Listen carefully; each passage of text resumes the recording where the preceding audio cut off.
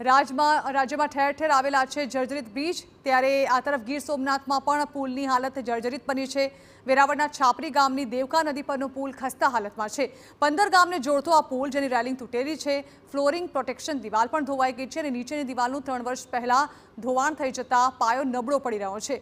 મહત્વનું છે કે આ જ પુલ પર અગાઉ 2 લોકોના મોત થઈ ચૂક્યા હતા, છતાં કોઈ સમારકામ નથી કરાયું। આ પુલ 20 વર્ષથી જૂનો છે અને હાલ જોખમી હાલતમાં છે, જેથી પુલનું તાત્કાલિક સમારકામ કરાય તેવી માંગ કરવામાં આવી રહી છે। 5 વર્ષથી આ પુલના પાયામાંથી ધોવાણ થયેલું છે, જેની કોઈ મરમ્મત થઈ નથી।